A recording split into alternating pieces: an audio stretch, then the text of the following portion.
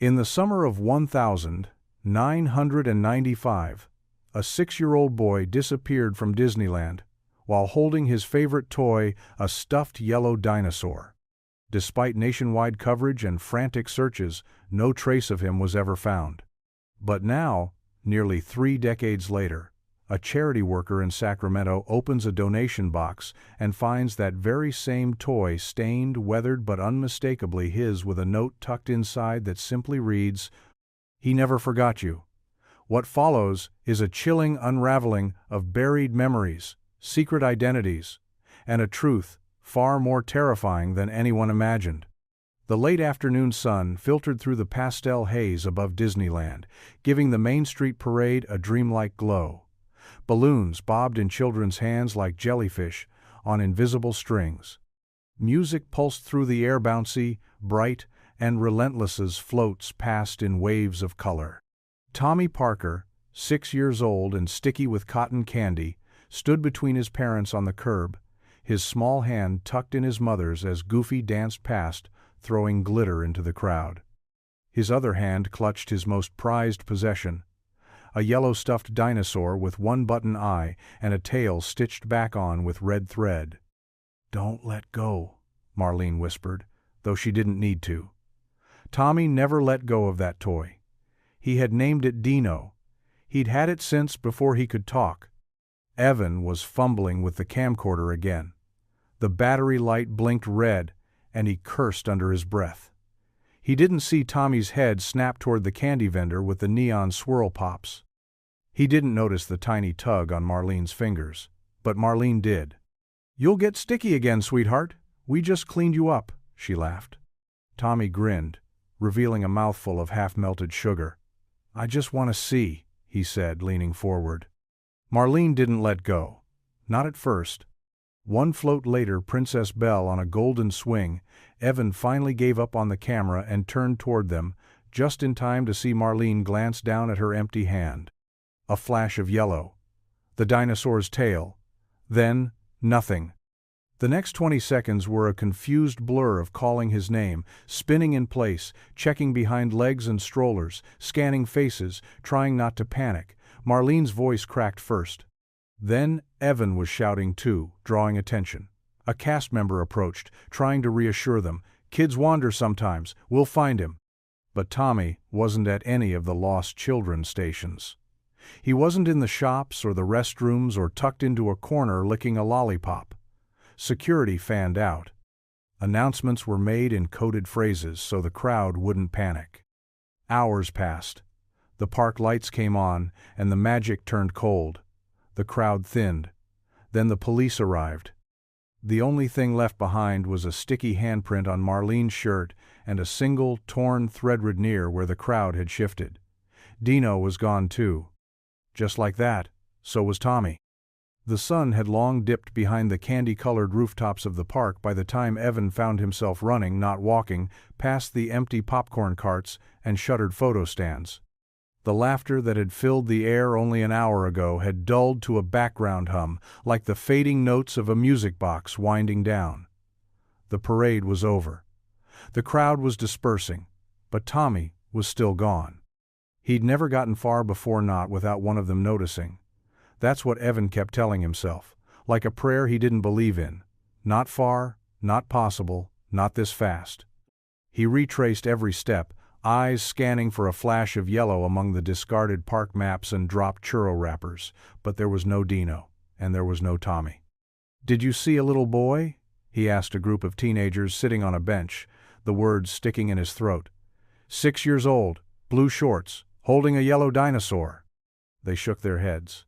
One offered a polite, "Sorry," then went back to her ice cream. Marlene, somewhere behind him, was crying openly now. Not the hysterical sobs of a panicked mother, but the quiet, broken kind that sounded like something tearing.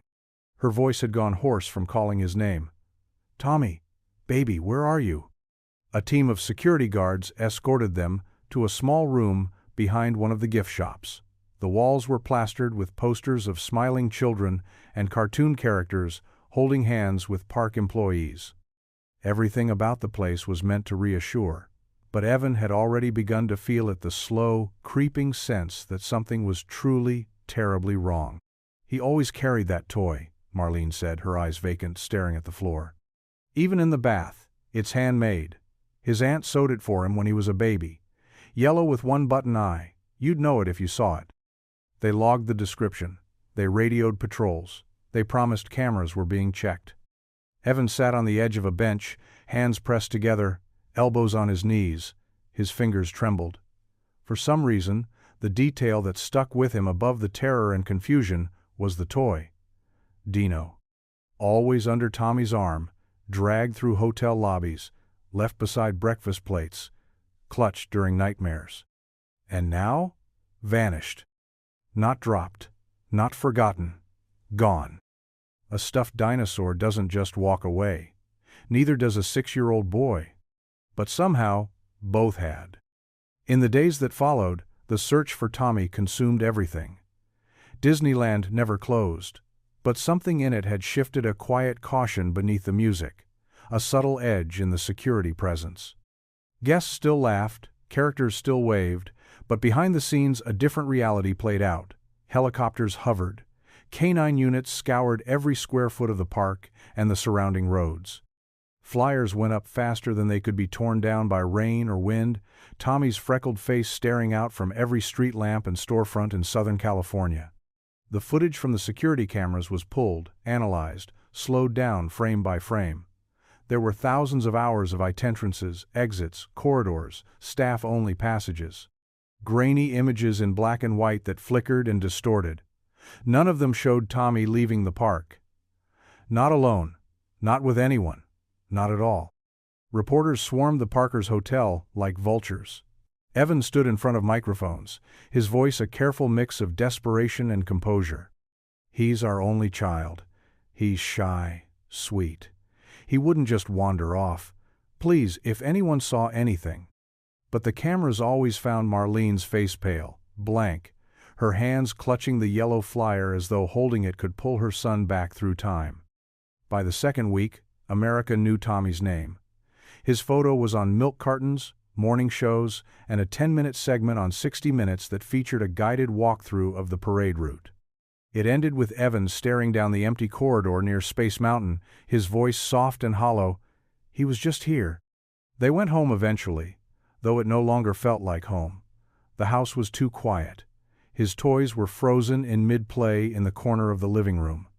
The yellow dinosaur was still missing. So was the sound of his feet thudding down the hallway. So was the smell of his shampoo, still faint on his pillow, which Marlene refused to wash. They tried therapy. They tried prayer. They tried taking turns pretending for the other that things might get better. But Evan stopped going into work. Marlene stopped eating anything that wasn't toast. Police updates slowed. Leads went cold. And every year, the anniversary came and left like a shadow. Tommy's birthday, the day he disappeared, Christmas mornings, with only 2 stockings. Grief didn't destroy them all at once. It just picked them apart slowly, until they were strangers passing each other in the kitchen, asking questions without waiting for answers. Always waiting. Always hoping, and never knowing. The morning began like most others at St. Bridget's Second Blessings thrift store, quiet, slow, and comfortingly repetitive. Fiona Reese was unpacking the newest donation bin near the back room, the one marked Monday Drop. The fluorescent lights above buzzed with their usual flicker, and the scent of old clothes, paperbacks, and hand-me-down furniture clung to the air like nostalgia. She liked it here. There was no rush, no judgment, just stories in objects, waiting to be found. She cut the tape on the bin, flipping open the cardboard flaps to reveal a patchwork of items, a chipped tea kettle, a tangle of costume jewelry, several well-worn children's books, and one soft, oddly familiar shape that made her hand still for a moment. It was yellow.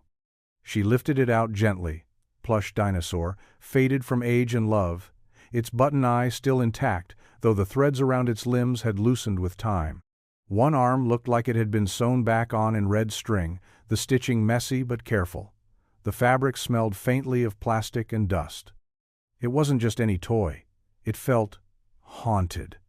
not in the horror movie sense, but in the deeply human way, like something that had been held tight through fear and sleep and years that didn't go right. Fiona stared at it for a moment longer before noticing something wedged into the seam between the dinosaur's back and tail. A note. She unfolded the square of yellowed paper with hands that had suddenly gone cold. The handwriting was blocky and unpracticed, like a child learning to shape letters. Only 6 words. "He never forgot you. Not once." Fiona blinked. She read it again. Then once more. She wasn't sure why it rattled her. Maybe it was the finality of it. Or the intimacy. Whoever wrote it hadn't signed their name. It wasn't addressed to anyone. But it didn't feel random. Setting the note down beside the dinosaur, she reached for her phone and took a photo of both. Then, almost without thinking, she typed in a search, "Yellow dinosaur, missing child." The screen filled with links. Headlines, one from 1995.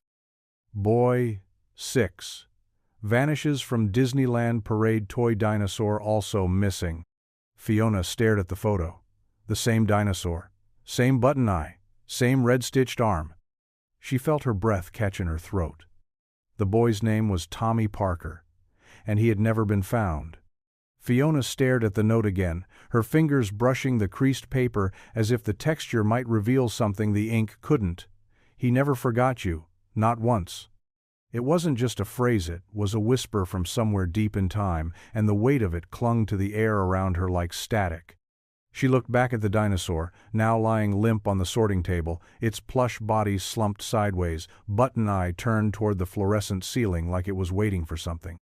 She picked it up again, turning it over in her hands, now with the delicacy of someone handling evidence. The fabric had been yellow once, bright and cheerful, but age had dulled it to something softer, closer to ivory than gold. Its belly bore faint stains, fingerprints of childhood, invisible unless you knew to look for them. She ran her thumb along the base of the toy's tail, then around the neckline, and that's when she found it. A small, square tag sewn flush into the seam like a secret. Most toys had brand labels, barcodes, manufacturing info. This one didn't. It simply read, in faded embroidery, "Handmade for TP. Christmas, 1994. The letters, though worn, were stitched carefully in pale blue thread. A personal touch. A gift, clearly. TP Tommy Parker. It wasn't even a question anymore. This wasn't a replica or something made to look like the toy from the news. This was the toy. His toy. Fiona felt her stomach knot. The thrift shop received dozens of bins every week, filled with the forgotten and discarded pieces of people's lives, mismatched mugs, baby shoes, broken lamps. But this was something someone had held on to for decades and then let go of deliberately, slipping it into a donation box with a note like a confession. She glanced at the back of the tag, hoping for more. There was nothing. The room around her suddenly felt colder, quieter. The usual background noise, the chatter from the front register, the creak of the rotating fan seemed distant now. The dinosaur lay still in her hands, but it felt alive with history. She wasn't looking at a toy anymore. She was looking at a question that had waited 28 years for someone to ask it again. Fiona folded the note back up, tucked it inside her pocket, and sat down slowly, staring at the dinosaur. Somewhere out there, someone knew what had happened to Tommy Parker. And for the first time in nearly 3 decades, it felt like the past wasn't finished talking. The email Fiona wrote that night sat in her drafts for hours, her cursor blinking beside a closing line she couldn't quite bring herself to type. What do you say to someone whose child vanished nearly 3 decades ago? What's the right tone if there is one for reintroducing pain that never really left? She didn't sleep. Instead, she sat cross-legged on her couch, the thrift store's worn yellow dinosaur resting on a folded towel beside her, like it might bruise if set down too hard. The note was locked in a drawer now, but its words kept echoing anyway. He never forgot you. Not a threat, not a boast, just something unfinished. At 3:47 a.m., she hit send. By the next afternoon, Fiona had a response. Evan Parker's email was curt, polite, but guarded. He confirmed he was indeed that Evan Parker and asked without flourish to see the image she mentioned. She sent it immediately, just the photo, cropped and focused on the dinosaur's face, the stitched eye catching the light like a tear. The reply came within 10 minutes. "Where did you get this?" There was no greeting, no signature, no punctuation beyond that question mark. Fiona hesitated, then replied with the address of the thrift store, a brief explanation about the donation box, and careful mention the note. She didn't include a photo of it. Not yet. That night he called. His voice sounded older than she expected, but not weak, just worn, as if every word had to pass through a filter of long years and things unspoken. "This isn't a prank?" he asked her. "No," Fiona said. "It came in anonymously, just last week. I almost didn't see the note. It was wedged deep inside." There was silence on the line, a long one. Then, "That toy was made by my sister in '94. Tommy wouldn't go anywhere without it, not even the bath." Fiona sat straighter. "So it's really his?" Evan laughed, but it wasn't joyful. "I'd know that crooked tail and that red stitching anywhere. He ripped it on Christmas morning, opening it too fast. We patched it together that night. I didn't think I'd ever see it again." There was another pause, quieter this time. When he spoke again, his voice cracked just once. "My son disappeared holding that toy. And now it's back, without him." Fiona said the only thing she could. "Maybe it's time to start looking again." The walls of the facility were painted in soft color sage, green and faded lavender, chosen no doubt to soothe. But they couldn't disguise the emptiness in the air. It smelled of antiseptic, stillness, and time being passed instead of lived. Evan hadn't been here in months, maybe longer. He didn't visit often anymore, not because he didn't care, but because it hurt to be reminded of who Marlene had become after the world broke. They told him she had good days and bad. Sometimes she asked about Tommy. Sometimes she forgot she had ever had a son. Today, she was sitting in the corner of the rec room, knees drawn up, rocking slowly as a TV in the background played a nature documentary. No one was watching. Evan hesitated in the doorway, holding the toy gently under one arm. Wrapped in tissue paper, it looked less like a child's plush and more like a relic. Fiona had offered to come with him, but he declined. This part was his to face.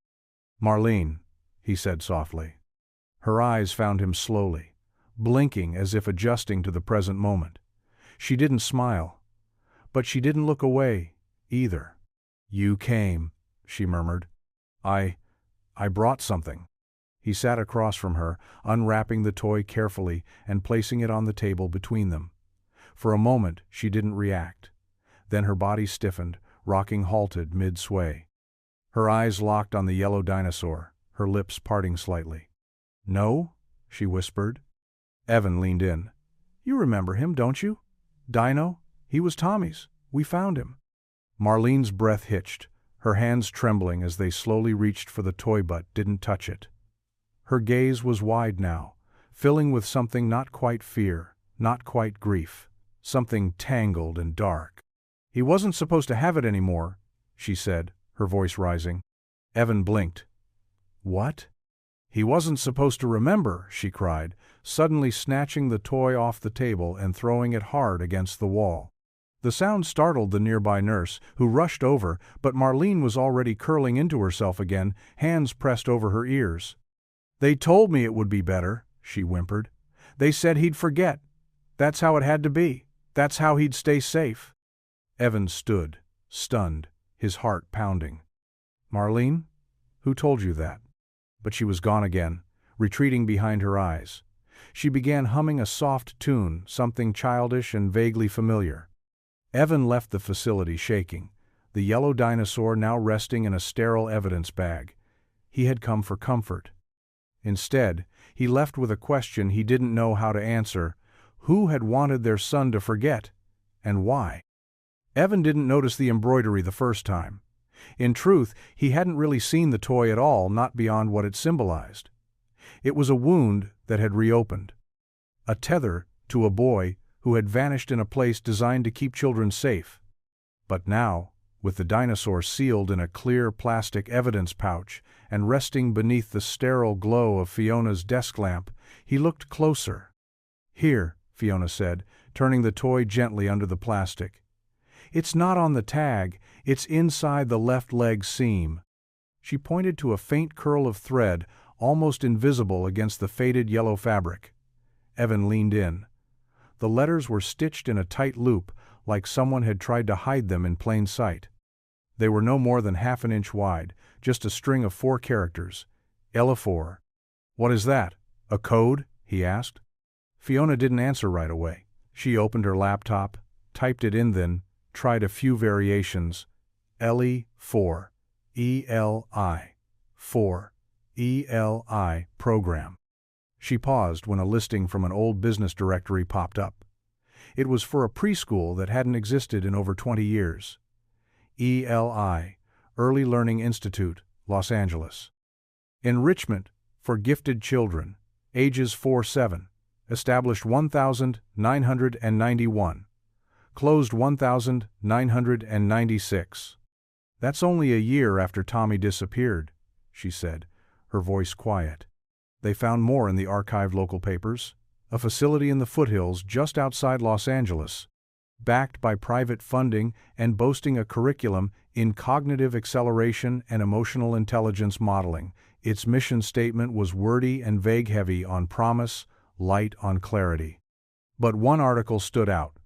A short piece from late 1996 noted the school's closure, citing funding irregularities and educational oversight violations.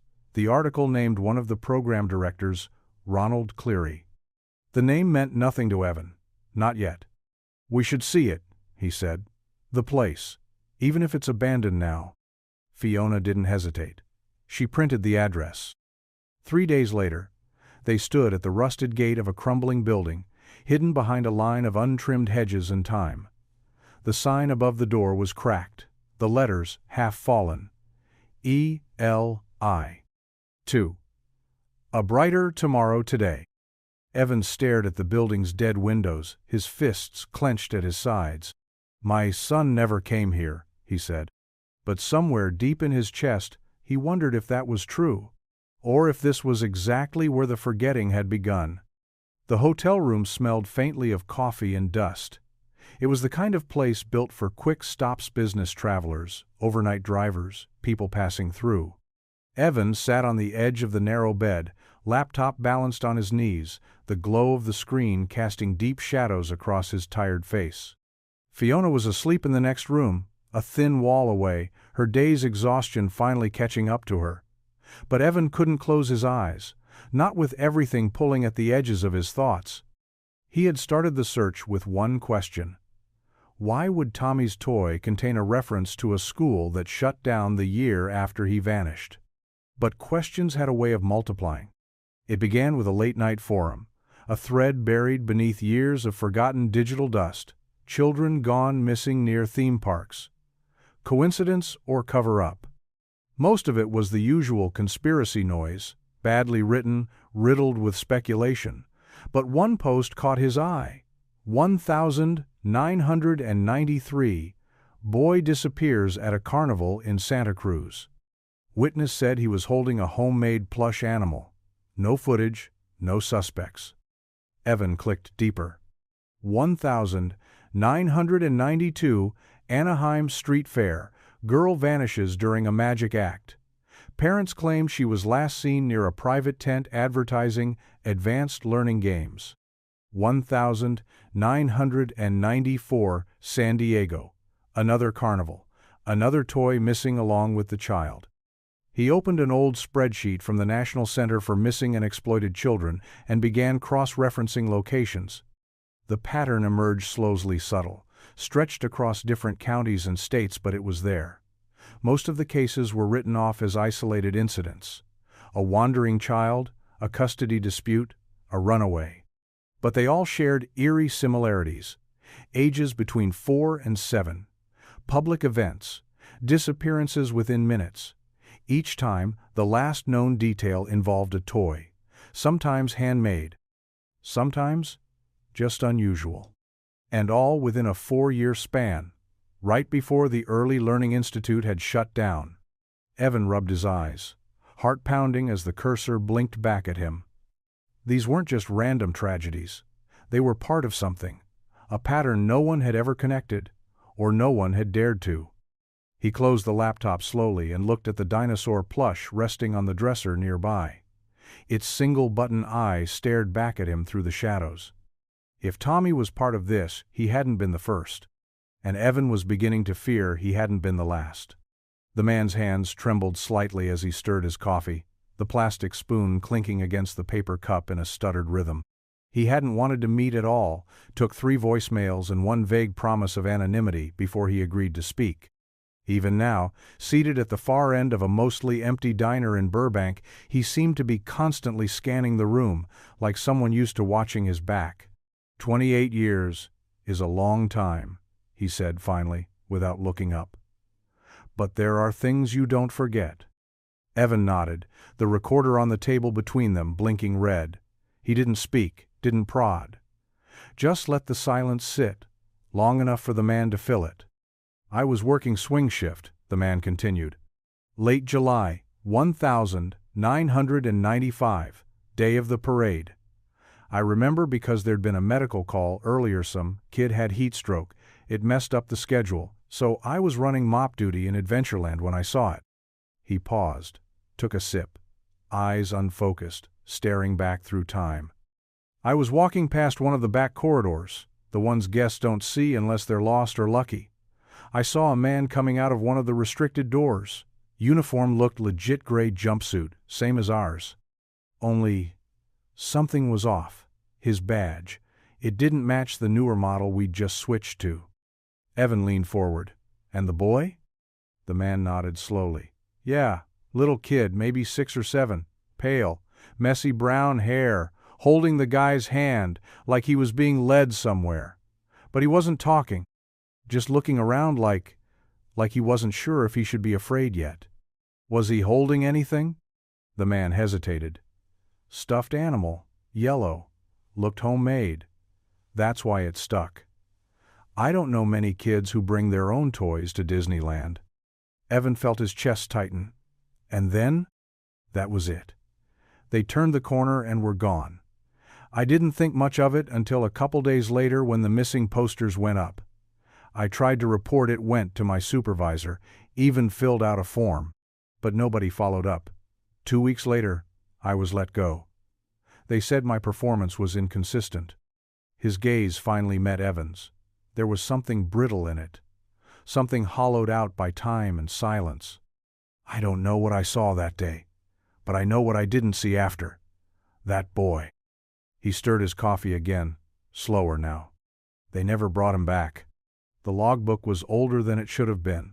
Fiona found it in a dusty box at a flea market on the outskirts of Fullerton, wedged between outdated park guides and a stack of VHS tapes labeled with years instead of titles.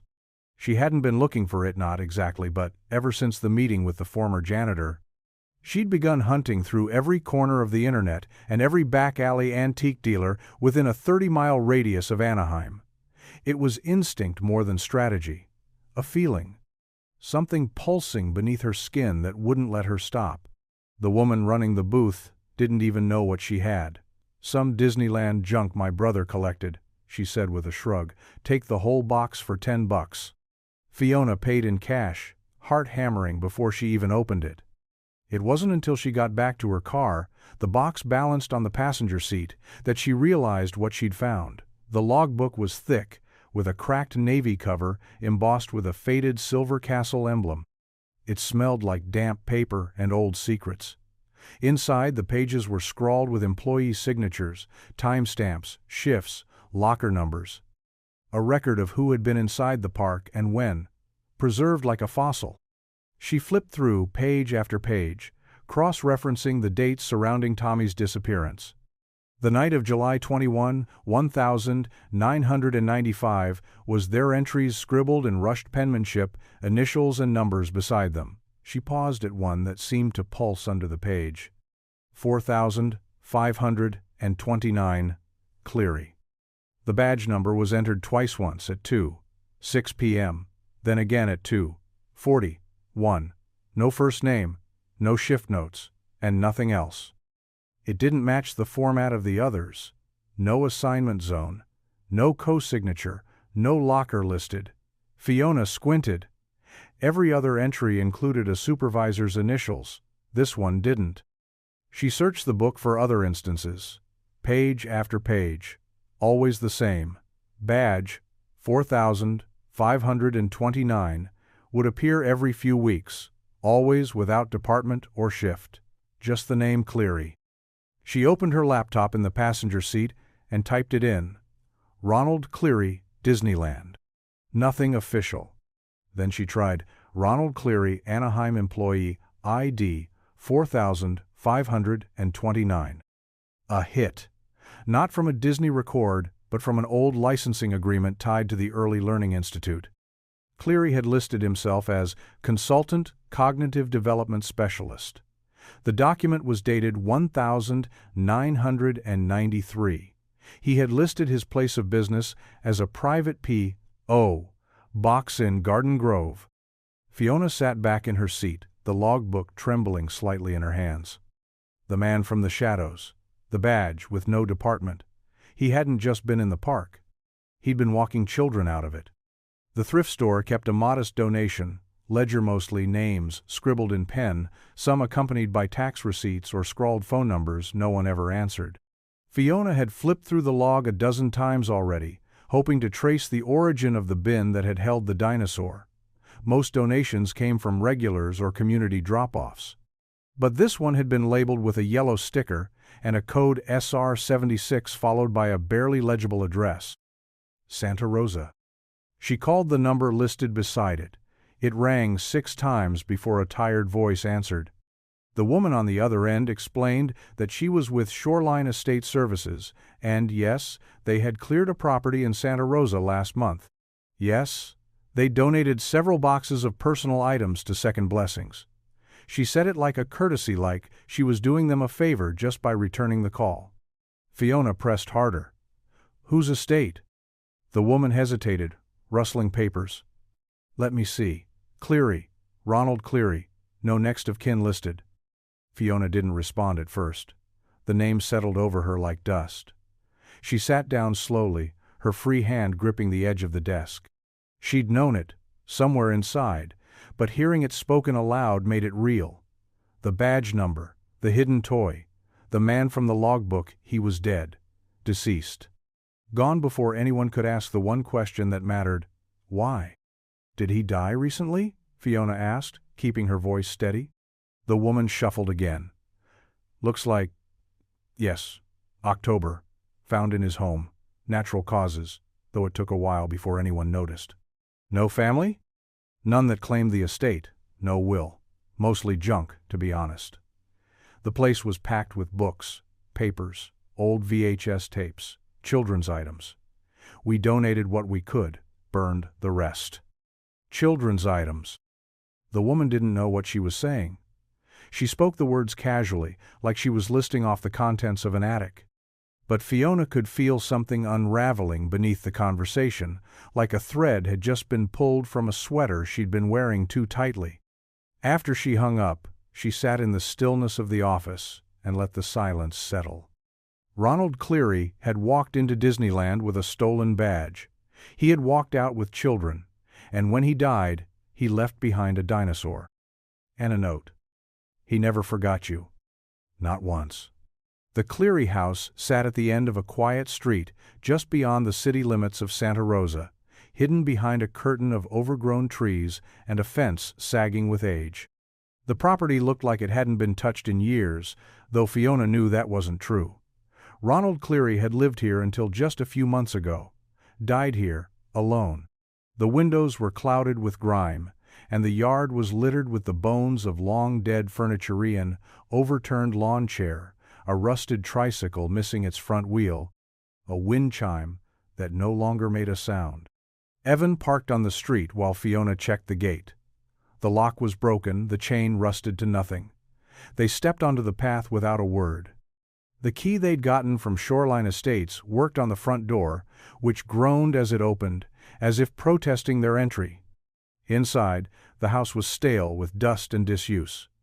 Old wallpaper peeled in curling sheets, and boxes of books were stacked chest-high in the hall.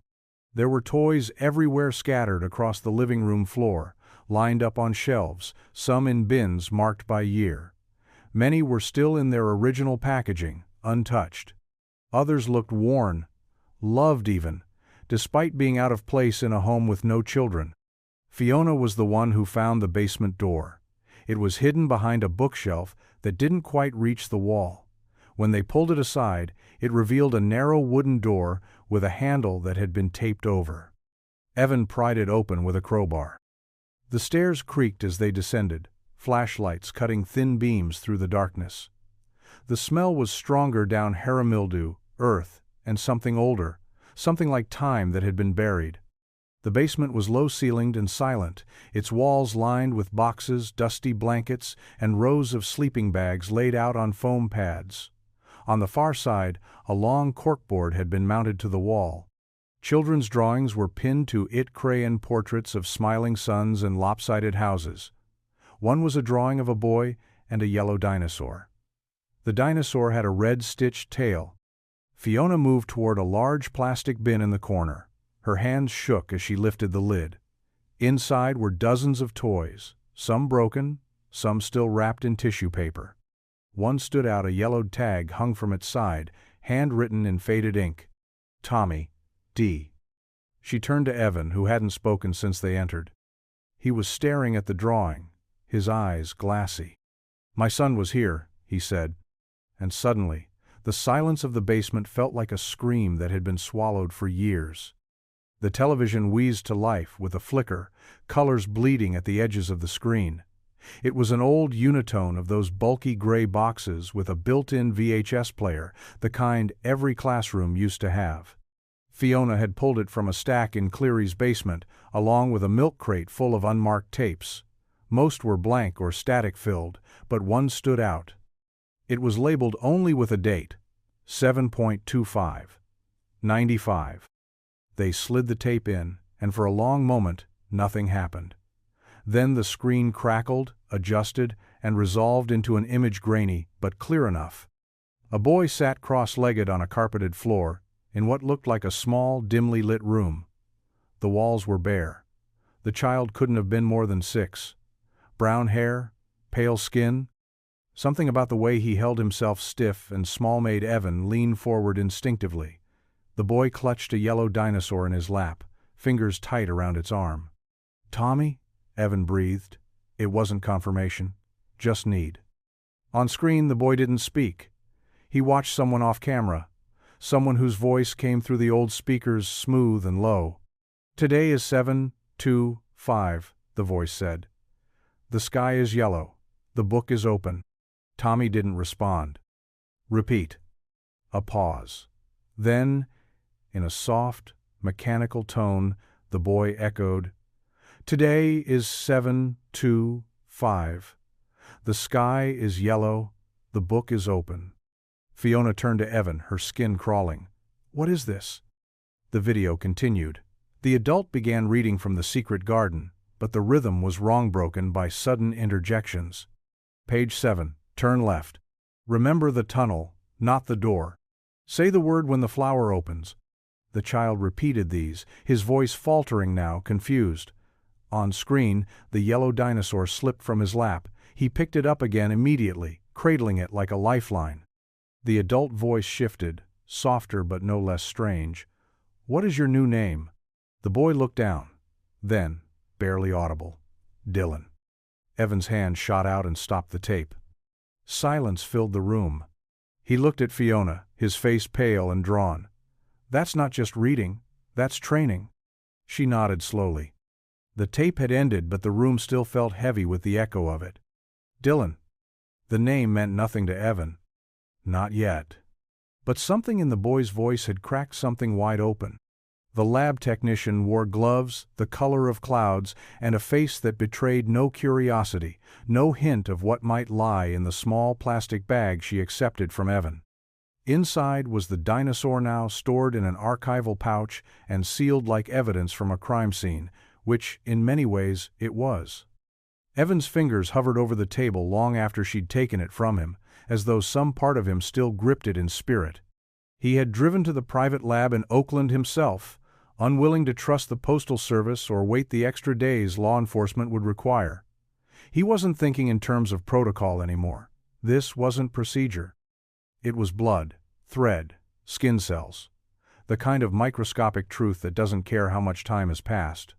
"We'll need a few days," the technician said. "If there's viable DNA, we can cross-match it with the reference sample you provided." That reference sample had been harder than expected. The toothbrush Evan still kept in a box marked Tommy's things had yielded nothing, the bristles long degraded, the surface wiped clean by years of well-intentioned tidying. But Fiona had remembered the old photo albums and the locks of hair taped inside baby books. One strand, still gold brown and pressed between the pages of a forgotten family scrapbook, had been enough. He didn't tell Marlene. She was no longer a partner in hope. Too much had slipped between the cracks of her memory. Too many years spent floating between lucidity and silence. Evan kept it to himself, choosing instead to sit on his back porch in the evenings, the case files spread around him like leaves. When the phone finally rang, his hand trembled as he answered. "It's confirmed," the technician said. "The plush item Dino contains skin cell traces from at least 2 individuals. One matches the hair sample you provided, the other is inconclusive." Evan's breath caught. "How recent?" he asked, his voice barely there. "The degradation pattern suggests contact within the last 2 to 5 years, she said. "Probably closer to 2. It's faint, but it's there. The child who held this toy was him, your son." Evan sat down slowly, the phone still pressed to his ear. Across the room, Dino's empty shelf stared back at him. Tommy had touched it, not decades ago, recently. He was alive. He had been alive. And someone, somewhere, had placed that toy in a donation box. Which meant someone had wanted it to be found. The file was thin, almost insultingly so. Fiona had to sign 3 separate forms to view it at the county records office, tucked inside a manila folder marked with a single name in red ink: Dylan. No last name, no social security number, no date of birth beyond an estimate 2006, give or take a year. Found wandering the edge of the Sunrise District in Sacramento in the spring of 2009. Malnourished, dirty, clutching a paper bag with half a peanut butter sandwich inside and nothing else. The intake report was cold and clinical. Subject nonverbal at time of recovery. Estimated age between 6 and 7. No identification. No missing child match on file. No evidence of abuse, but strong signs of long-term confinement. Unfamiliar with common household appliances, delayed social function, high cognitive potential. They had named him Dylan because the officer who found him liked the name. No one ever came forward to claim him. No one ever filed a report that matched his face, his height, his voice, though there wasn't much of a voice to begin with. It had taken nearly 2 years before he spoke more than a word or two, and even then his answers were short, stiff, always watching, always cautious. Dylan didn't like closed doors. He refused to sleep unless a nightlight was on. Sometimes, foster families said he would wake up in the middle of the night and sit in corners, legs tucked to his chest, humming to himself. The same melody, over and over. He bounced between homes, never staying long. Too quiet, too strange, too much of a mystery. By the time he turned 17, Dylan had settled into a group home in Elk Grove. He was quiet still, but functional. He attended classes at the community center, swept floors at a local church for volunteer credit. He didn't cause trouble, he didn't make noise. He just existed gently, like someone afraid to touch the world too hard in case it shattered. Fiona sat across from the records clerk, her hands tightening around the edges of the file. "Did anyone ever try to find out who he was?" she asked. The woman shrugged. "He didn't want to talk. Some kids just slipped through. Maybe his parents were off-grid, or worse." Fiona closed the folder slowly. She didn't believe in kids who just slipped through. Not anymore. And if the name he had given Dylan had once been whispered in a basement room by a trembling boy holding a yellow dinosaur, then the past hadn't forgotten him. It had only been waiting. The group home was a long, low-slung building tucked behind a stretch of dried-out grass and chain-link fence, the kind of place you'd pass 100 times and never notice. Fiona drove. Evan sat beside her in silence, the photo album open in his lap, Tommy's childhood smile frozen in every frame. There was one picture he couldn't stop staring at, a snapshot from a summer picnic, Tommy mid-laugh, his bangs stuck to his forehead, Dino tucked under one arm like a secret he couldn't part with. That's the one he showed them when they arrived.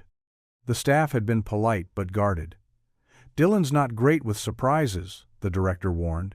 "He doesn't talk much, doesn't really engage, but he's a good kid, just distant." They waited in a small visiting room that smelled faintly of disinfectant and worn upholstery. Evan held the dinosaur in his lap, its one-button eye now staring toward the window, almost as if it too were nervous to see what would happen next. The door opened. The boy who stepped inside looked older than the last photo taken of Tommy, but not by much.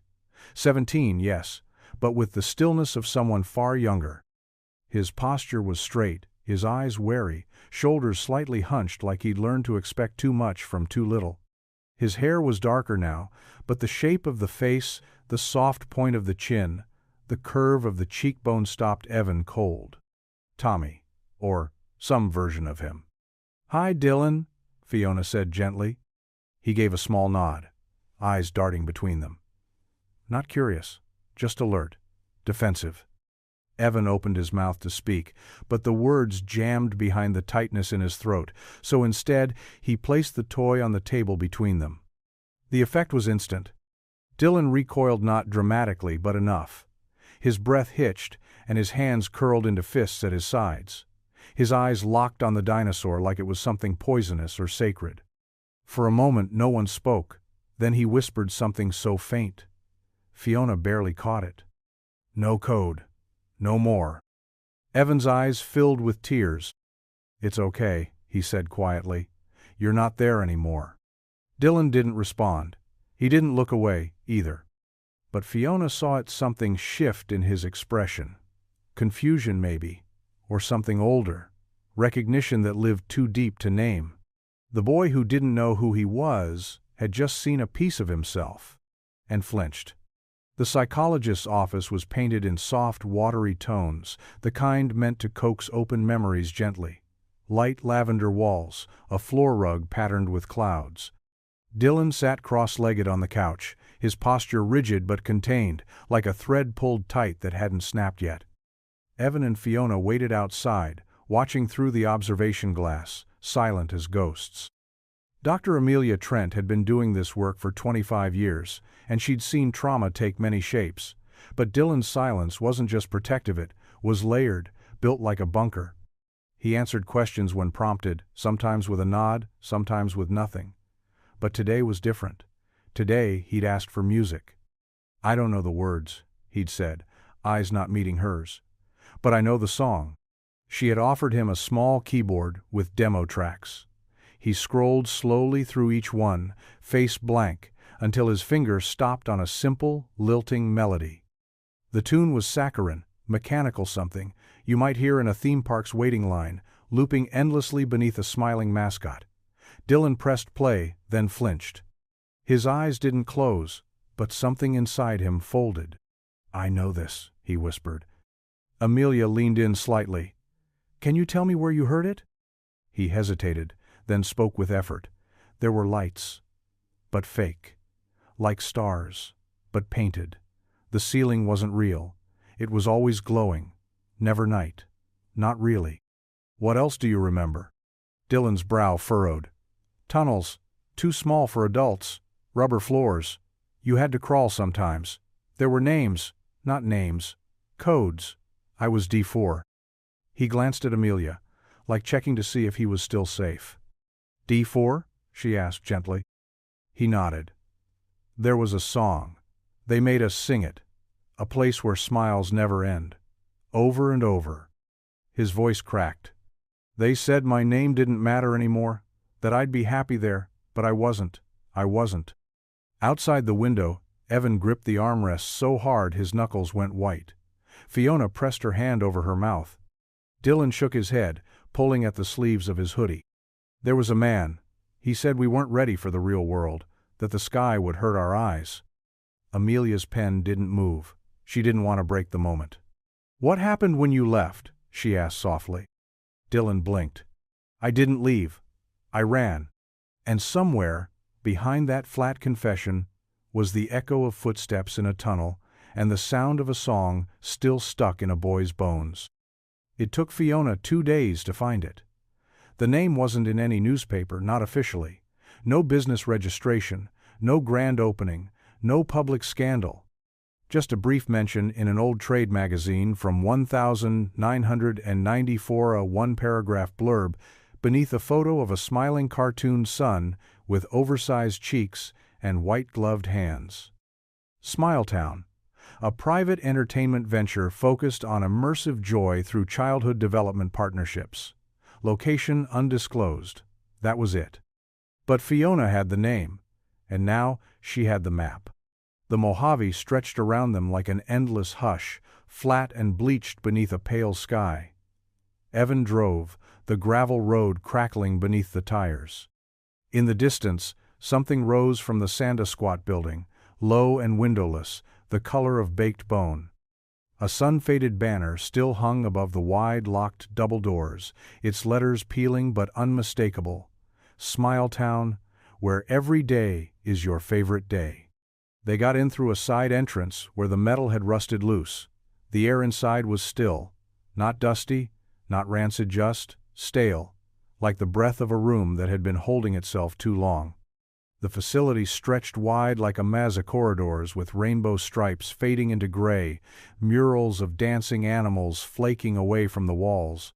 There were broken rides, never ridden, tracks that led nowhere, and fiberglass mushrooms tall enough to sit beneath. A mechanical puppet stage had collapsed in on itself, wires trailing like veins from cartoon mouths permanently frozen mid-song.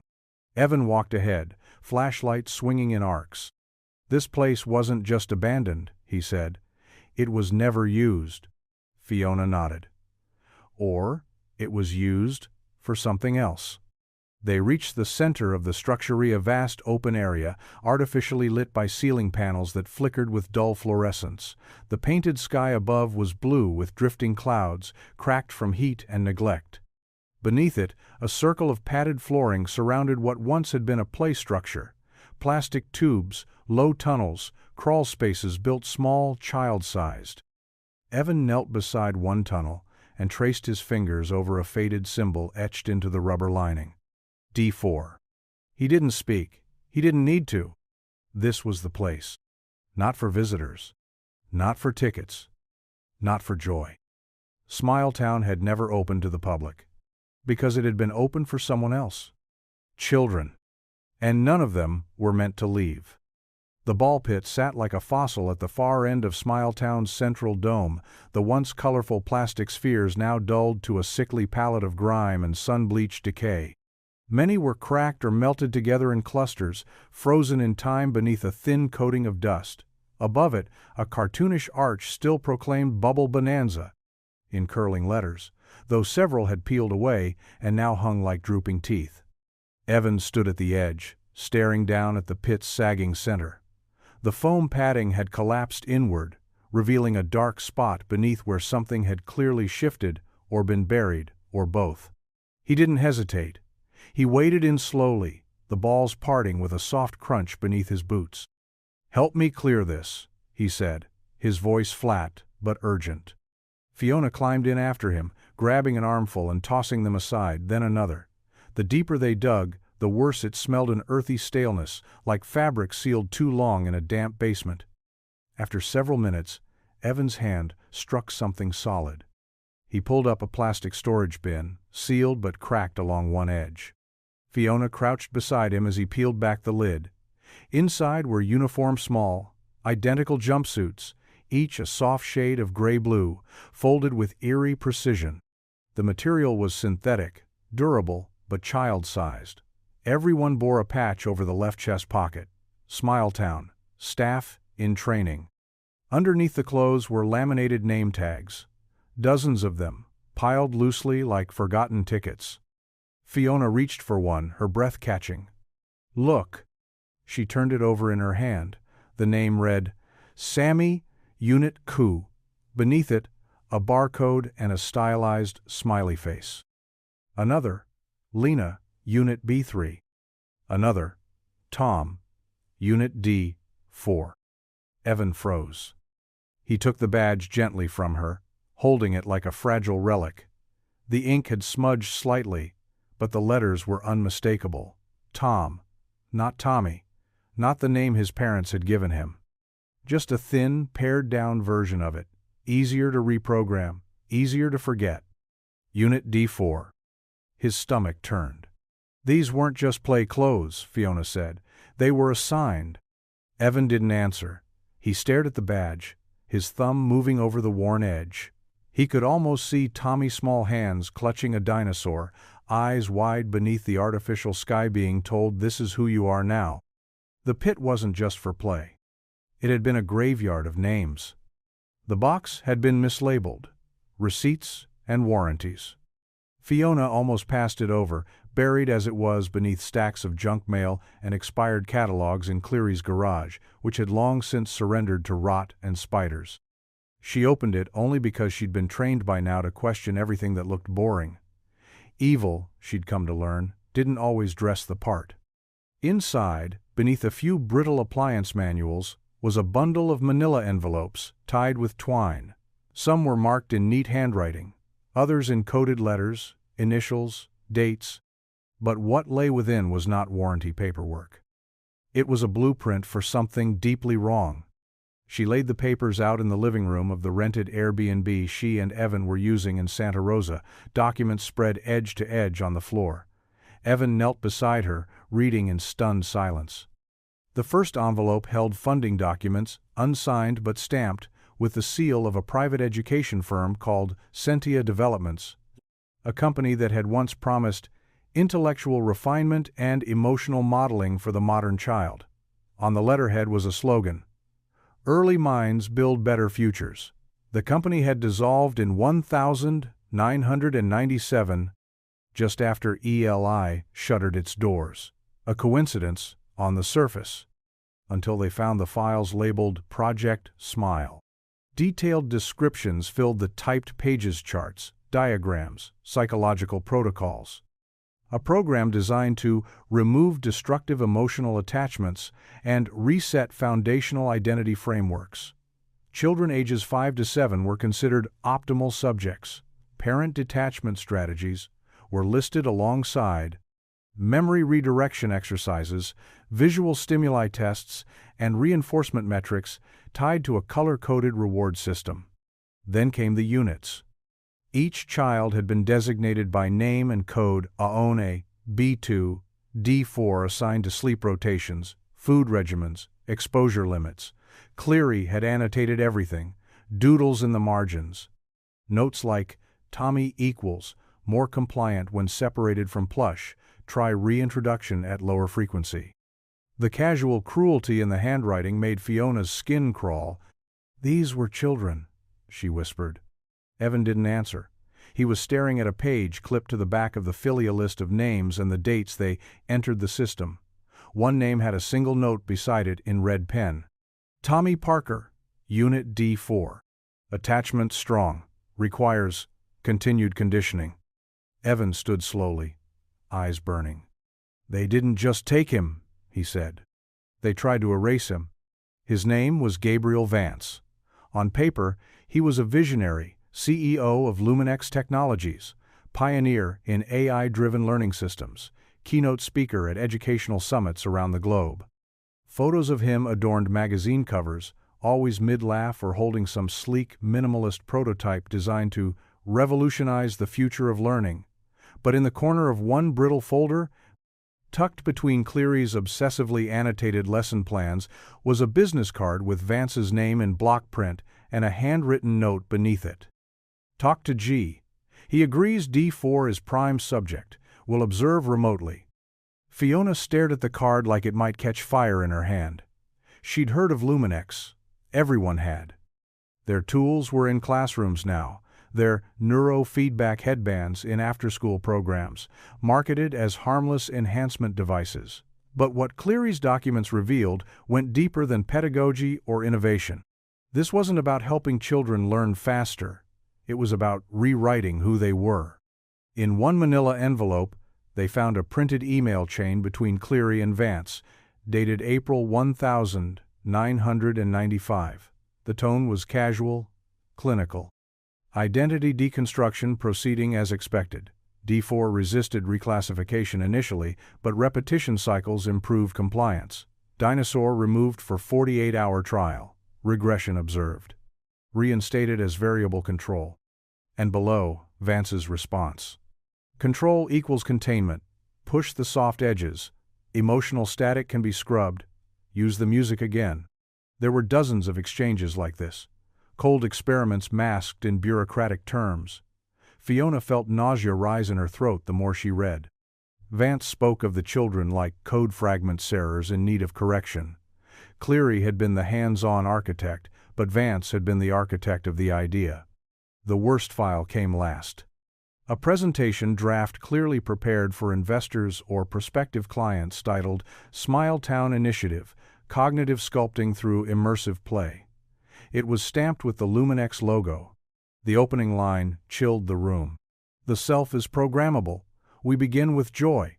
Beneath it, a bullet point plan for a nationwide rollout of closed learning environments. Using controlled stimuli, language reframing, memory dampening, and symbol replacement. The goal?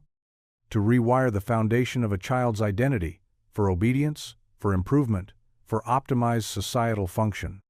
Evan stood silent at the window, watching the sun bleed through the clouds like something bruised. They didn't just brainwash my son, he said quietly. They tried to build a better version of him. And all these years later, the man behind it all was still smiling on magazine covers, still praised, still free. The storm hit without warning. One moment Dylan was silent, sitting cross-legged in the middle of Dr. Trent's softly lit office, eyes fixed on a puzzle he wasn't trying to solve.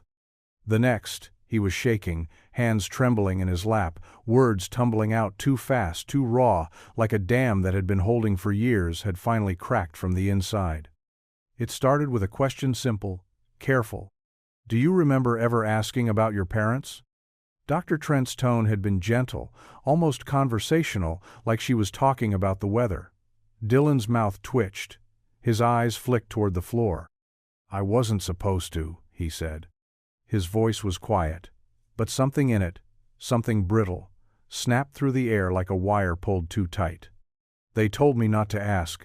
Trent didn't respond, didn't move, only watched as Dylan's hands curled into fists on his knees.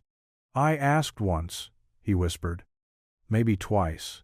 I don't remember how many times. I asked if I had a mom. I remembered something. Her hands, they were warm. She used to braid my hair. I said that out loud, and he stopped. Tears were welling now, not dramatic, not messy, just streaming silently down his face like a faucet had turned somewhere deep inside him. I said I missed her. I said I wanted to go home. His voice cracked on home. They said I didn't have one, that my parents gave me away, that they were glad to be rid of me. Dr. Trent leaned in slightly, but still didn't speak. Dylan's body was shaking now, his breaths coming in sharp, uneven bursts. They punished me, took away Dino, locked me in the tunnel, no lights, cold. They played that song, over and over. He covered his ears with both hands. A place where smiles never end. A place where smiles never end. He chanted it like it had been branded into his brain.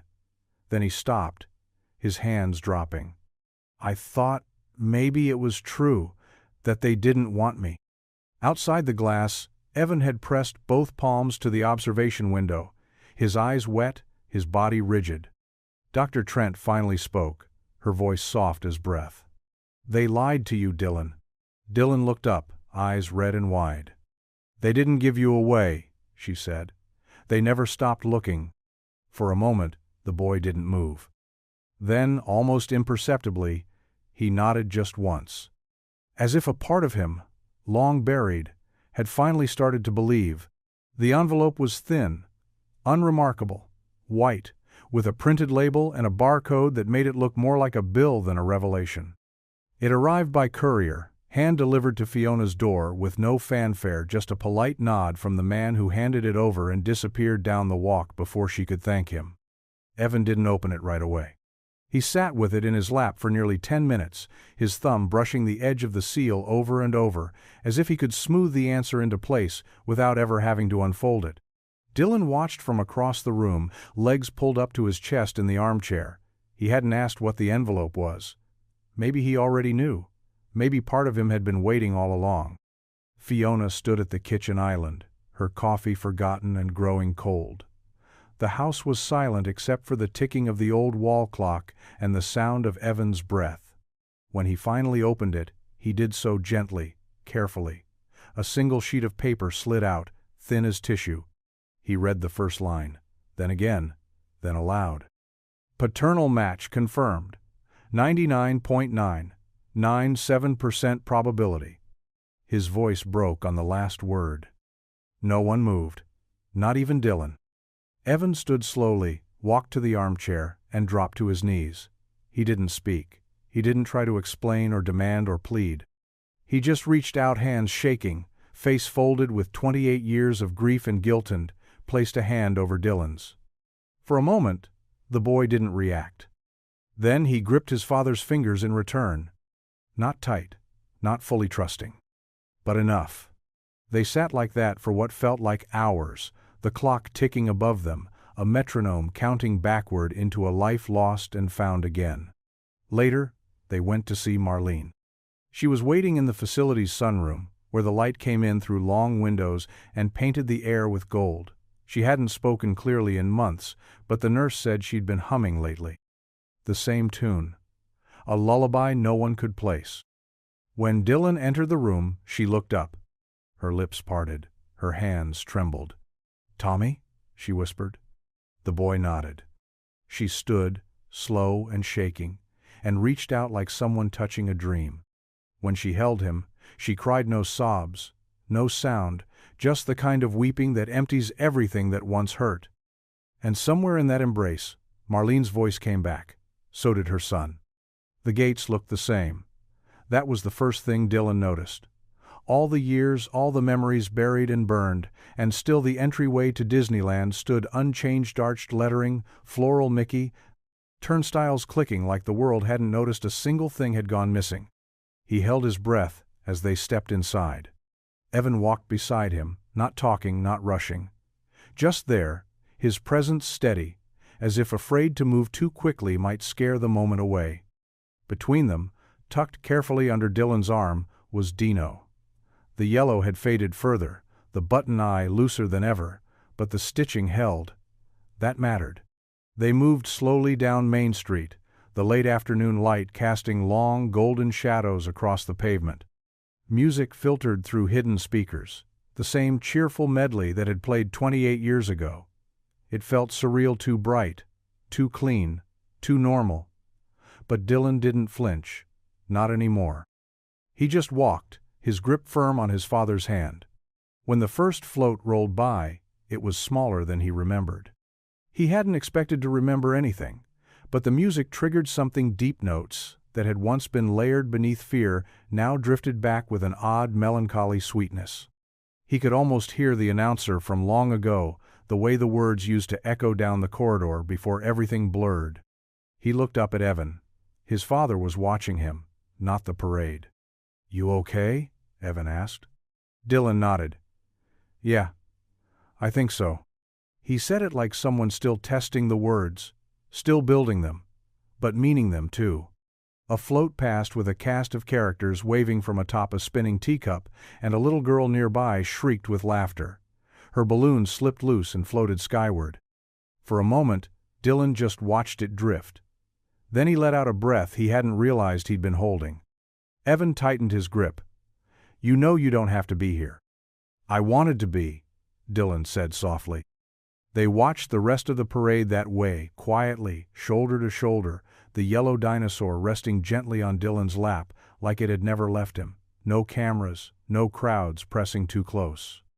Just the two of them, standing at the edge of something broken and trying to mend. The parade ended. The music faded, but neither of them moved. This time, no one was lost. This time, the boy held tight.